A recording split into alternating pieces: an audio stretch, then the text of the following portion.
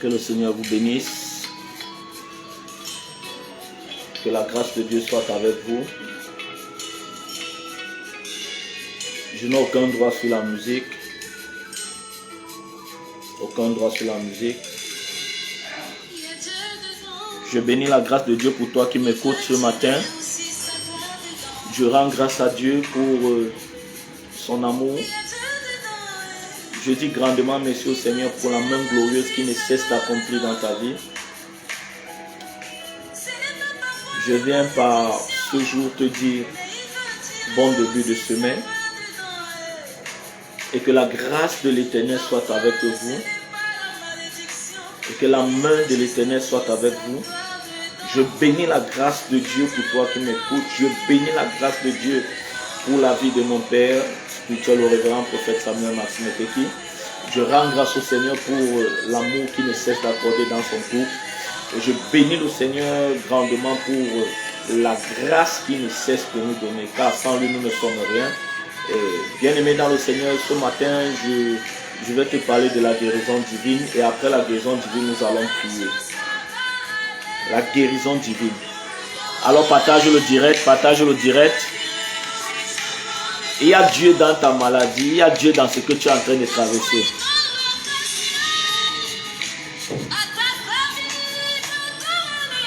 Ah, quelle est cette situation? Partage le direct, que le Seigneur te bénisse, bien-aimé dans le Seigneur. Ce matin, nous allons prier. Je ne sais pas ce que tu traverses, je ne sais pas ce que tu vis, mais je ressens un besoin immense dans ton cœur, bien-aimé dans le Seigneur, que le Seigneur veut agir puissamment dans ta vie. Le Seigneur veut manifester sa grandeur dans ta vie. Le Seigneur veut glorifier son Saint-Nom dans ta vie. C'est pourquoi, bien-aimé dans le Seigneur, partage ce direct afin de bénir plusieurs personnes, bien-aimés dans le Seigneur, qui sont dans des situations où il regarde à gauche, il n'y a pas de solution, il regarde à droite, il n'y a pas de solution, mais qu'il y a une personne, bien-aimée dans le Seigneur, qui est capable d'agir. Il y a une personne qui est capable de glorifier son Seigneur. Il y a une personne qui est capable de te sortir de cette situation. Sache, bien-aimé dans le Seigneur, que rien n'est impossible entre les mains de Dieu. Il veut tirer sa gloire dedans. Dieu veut tirer sa gloire dans ce que tu traverses. Dieu veut tirer sa gloire dans ce que tu traverses. Il veut faire comprendre au monde. Il veut faire comprendre à ceux que, il veut faire comprendre aux gens qu'ils ont eu tort de te traiter, de mal te traiter. Ils ont eu tort de t'abandonner. Ils ont eu tort de te rejeter, bien-aimé dans le Seigneur. Alléluia.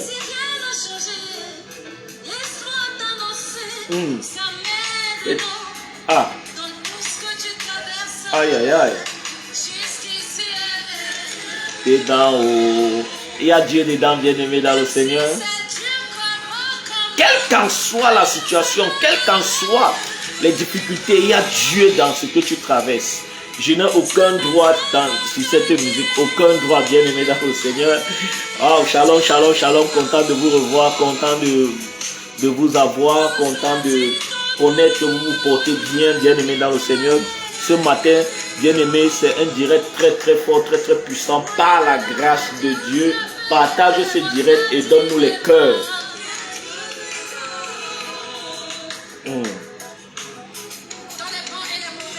Yes.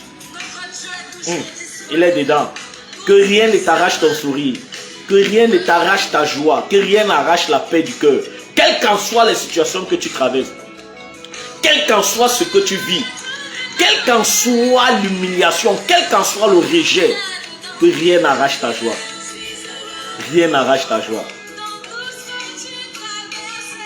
Que le Seigneur vous bénisse. Que le Seigneur vous bénisse. Que le Seigneur vous bénisse. Je bénis le Seigneur pour ta vie ce matin. Je prie que le Seigneur t'ouvre un entendement spirituel afin de comprendre sa parole. Alors, bien-aimés dans le Seigneur, ce matin, nous allons parler de la guérison divine. Alléluia. Nous allons, après avoir parlé de la guérison divine, nous allons parler, bien-aimés dans le Seigneur, nous allons prier contre les maladies. Alléluia. Contre les maladies et contre l'esprit d'infirmité. Alléluia. Nous devions prier contre ça. Pourquoi? Parce que Dieu nous a créés Bien-aimé, la santé, la richesse, le bonheur, la joie, la paix, ce sont des promesses que Dieu nous a données. Nous n'avons pas à batailler pour vivre ces choses-là parce que c'est les promesses que Dieu nous a données. Alors, dans toute promesse que Dieu fait, il te donne une condition. Voici ce que tu dois faire, bien-aimé. Voici comment tu dois marcher. Voici comment tu dois agir pour entrer en possession de ta bénédiction. Alors, c'est quoi la guérison divine? La guérison divine.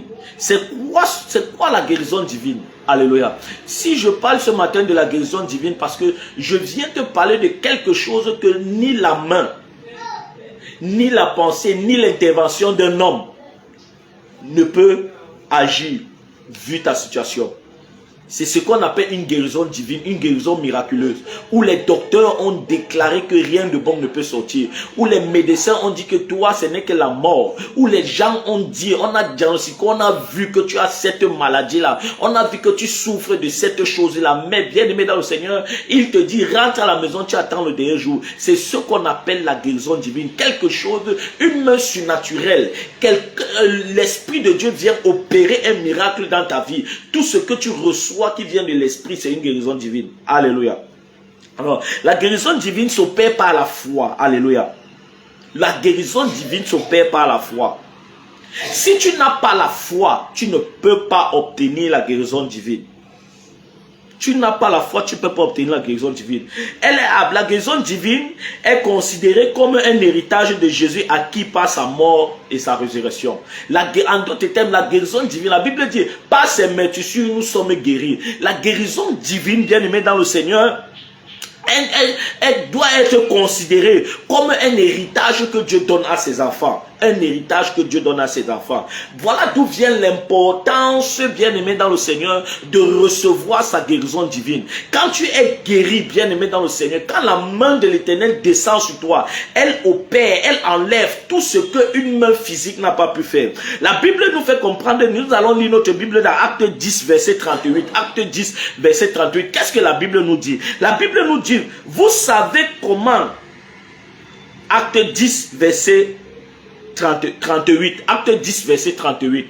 La Bible nous dit, vous savez comment Dieu a oint du Saint-Esprit et de force Jésus de Nazareth, qui allait de lieu en lieu faisant du bien et guérissait tous ceux qui étaient sous l'emprise du diable, car Dieu était avec lui.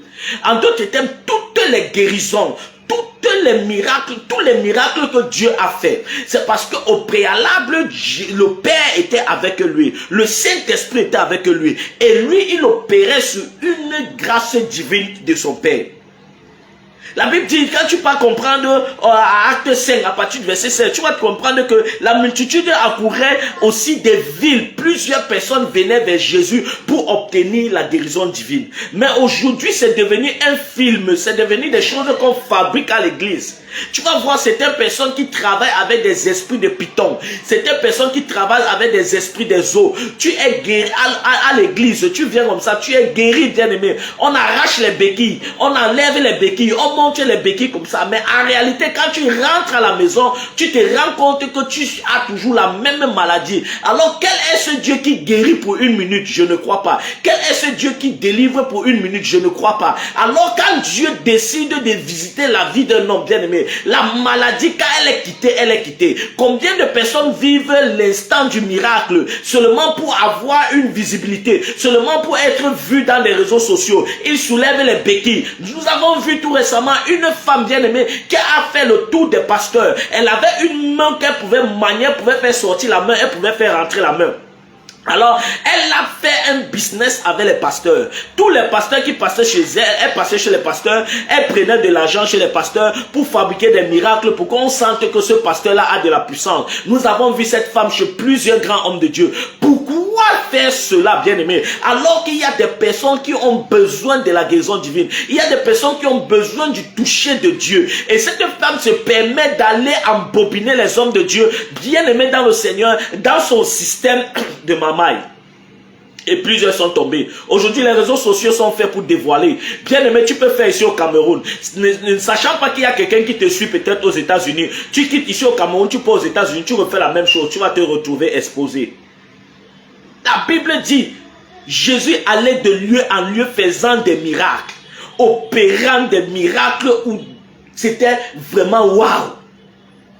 Mais combien de personnes aujourd'hui reçoivent la guérison divine? Combien de personnes aujourd'hui sont guéries des blessures? Combien de personnes aujourd'hui sont guéries des maladies dites incurables? Combien de personnes aujourd'hui, bien aimées dans le Seigneur, il part à l'église, on prie pour lui. Dans les églises aujourd'hui, faisons très attention. Très attention. Ils font des pactes avec le diable. Ils donnent des maladies à des fidèles. Tu te rends compte que tu n'avais aucune maladie. Tu pars à l'église. Aujourd'hui, maintenant, bien aimé, nous devions avoir et rechercher l'esprit de discernement. Les chrétiens aujourd'hui, quand ils vont dans des églises, à l'église maintenant où ils partent, il faut qu'ils tombent, qu'on sache que le Saint-Esprit de Dieu est en train d'opérer. Tu vois, quelqu'un fait tomber des gens, après qu'il est tombé, est-ce qu'il a la guérison? Est-ce que tomber veut dire avoir la guérison? Non. Tomber ne veut pas dire avoir la guérison. Certains partent faire des pactes avec le diable pour s'aimer les maladies dans le corps des enfants. Et maintenant, quand il les appelle devant, bien aimés dans le Seigneur, ils commencent à dire maladie, sort. L'enfant tombe. Nous voyons certains vomis de serpents. Nous voyons certains vomis de cafards. C'est vrai, Dieu est capable de le faire. Mais écoute-moi très bien. La guérison divine ne se bataille pas. Bien-aimé dans le Seigneur, quand tu obtiens une guérison divine, une guérison qui vient de l'Éternel, même ton entourage en témoigne. Voyons l'exemple du paralytique qui était devant le temple. Devant le temple. Bien-aimé, la Bible dit qu'il est né. Il est né aveugle. Il est né aveugle. Tout le monde passait devant ce temple. On connaissait que lui, il était un mendiant. Il ne pouvait, rien de bon ne pouvait sortir sur lui. Les gens se contentaient de lui, de l'apporter l'aide physique et non une aide spirituelle. Mais quand les serviteurs de Dieu sont sortis de la chambre haute, en passant devant ce temple, il a dit, je n'ai ni or, ni argent, parce que les gens t'ont donné de l'or, les gens t'ont donné de l'argent, les gens t'ont apporté de l'aide physique. Mais moi, je ne viens pas t'apporter de l'aide physique, je viens t'apporter le Christ ressuscité des morts, celui-là qui par les meurtrissures nous sommes guéris. Il dit, ce dont j'ai, je te donne au nom de Jésus-Christ. La Bible déclare qu'après avoir prononcé ces paroles, le paralytique s'est levé et il est allé. Et tout le monde a témoigné que celui-ci, il était paralytique et il a été guéri. Les gens lui posaient des questions. Comment cela t'est arrivé? Il lui-même, il était incapable d'expliquer ce qu'il est arrivé. C'est ça une guérison divine. C'est ça une guérison divine.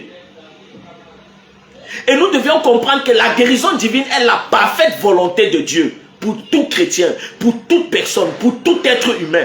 Quiconque se conforme au principe de l'Éternel a le plein droit de bénéficier de la guérison divine.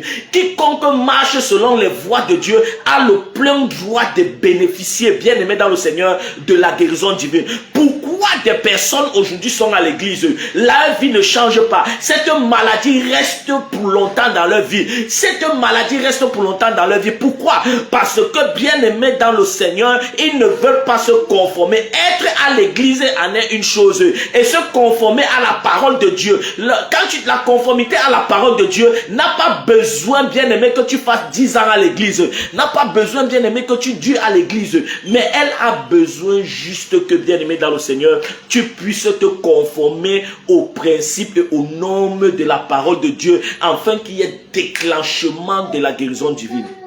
Ah, donne-moi un bon amen. Donne-moi un bon amen. Alléluia. Nous allons comprendre quelque chose. L'homme fort d'infimité. L'homme fort de l'infimité. Tu vas te rendre compte, bien-aimé, que tu as des maladies. Tu manifestes certaines maladies. La colonne vertébrale te fait mal. Tu as le diabète. Tu as les myomes. Tu as les kystes. Tu as les cancers. Tu as des maladies vraiment artérielles. Tu as des maladies défaillantes. Tu as des maladies cardiovasculaires. Tu as des maladies, ceci, cela, des infirmités dans ta vie qui t'empêchent de bénéficier de la vie normale. Combien de personnes en souffrent de ces maladies? Alléluia. Combien de personnes sont malades?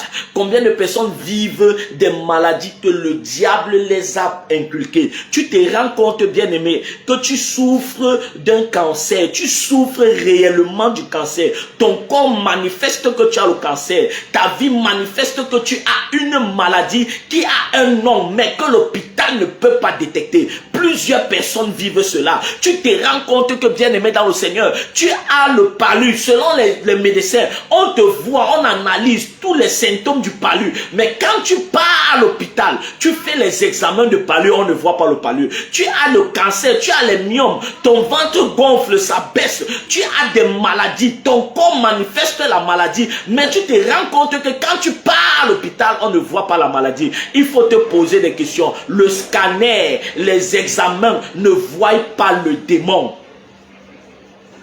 Le scanner, les examens ne voient pas le démon. J'ai suivi une femme tout récemment, bien aimée. Elle est malade.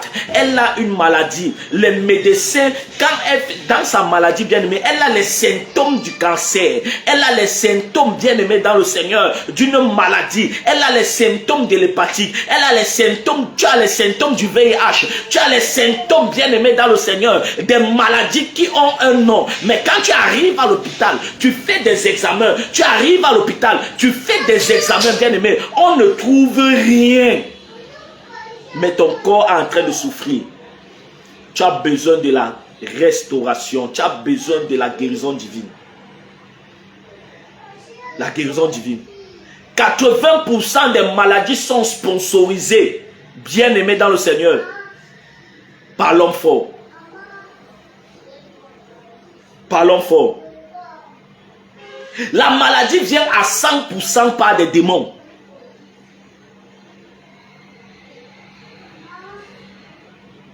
La maladie vient à 100% par des démons. Et l'une des choses qui donne la force, Jésus-Christ de Nazareth, il est venu mourir pour que toi tu aies la santé. Il est venu mourir. La Bible nous fait comprendre qu'il a reçu, bien aimé, 39 coups. 39 coups qui représentent toutes ces maladies. Toutes les œuvres du diable. Jésus a reçu 39 coups. Je ne connais pas la maladie que les médecins. Il y a des personnes bien aimées dans le Seigneur. Tu n'as rien, tu n'as pas marché. Mais tu pars à l'hôpital, on fait des diagnostics et des diagnostics. On ne trouve rien. Mais tu es en train de souffrir. Je prie dans le nom puissant de Jésus. Que le démon qui est caché derrière cette maladie. Que le démon qui est caché derrière ce problème. Que le démon qui est caché derrière cette infection. Je prie et je déclare dans le nom souverain de Jésus-Christ de Nazareth, que cette maladie, que ce démon quitte ta vie au nom puissant de Jésus-Christ de Nazareth. Comment bien aimer dans le Seigneur? Dans un couple, vous êtes à deux, vous faites tous les examens, vous faites tous les examens possibles, même le spermatozoïde, tous les examens possibles. Tu fais tous les examens à l'hôpital, on ne trouve rien, mais tu es incapable d'enfanter, tu es incapable de tomber enceinte, tu es incapable de concevoir. Pourquoi? Parce qu'il y a une main puissante qui s'est levée et a déclaré dans le règne spirituel que tu ne vas jamais enfanter. En d'autres termes, à chaque fois que tu perçois, à chaque fois qu'il y a un lien entre toi et ta femme, bien aimée dans le Seigneur, il y a un démon qui vient recueillir ce liquide-là pour que tu ne procrées pas. Je déclare dans le nom souverain de Jésus-Christ, quiconque est derrière cette maladie, quiconque est derrière ce problème, je prie le Seigneur Jésus-Christ. La Bible dit qu'il a reçu un nom au-dessus de tous les noms. Et il dit dans sa parole qu'aucun nom au-dessus, même la maladie là a un nom. Et cette maladie obéit au nom de Jésus-Christ de Nazareth. Tu pars à l'hôpital, on te fait des diagnostics. Tu n'as rien. Mais tu souffres. Alléluia. Tu dois comprendre que la maladie à 100% vient des démons. Vient des démons. Alléluia. Tout est spirituel, bien aimé dans le Seigneur. Tout est spirituel. Tant que tu ne comprends pas l'importance du spirituel, bien aimé, dans ta santé, tu vas mourir très jeune. Et je sais que cela n'est pas ta portion au nom de Jésus. Mais je me dois de te le dire. Le spirituel spirituel a un très grand rôle dans ta santé.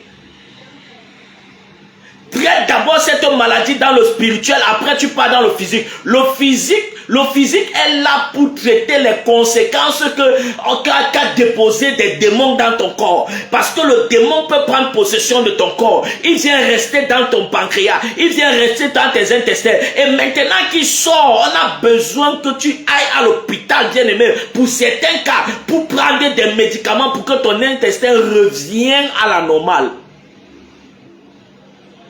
Quand tu pars à l'hôpital, tu vois des malades, tu vois des enfants qui souffrent de ces maladies. Bien aimé dans le Seigneur, tu te poses des questions. Est-ce que cet enfant a mérité cela? Ça sort d'où? Ça vient d'où? C'est parce que le diable a vu, c'est parce que l'ennemi a vu le bonheur et la grandeur de cet enfant dans 10 ans. Et il décide de pourrir la vie de l'enfant par des maladies. Pas des maladies. Pas des maladies. Tu dois comprendre, la guérison divine est le pain des enfants de Dieu.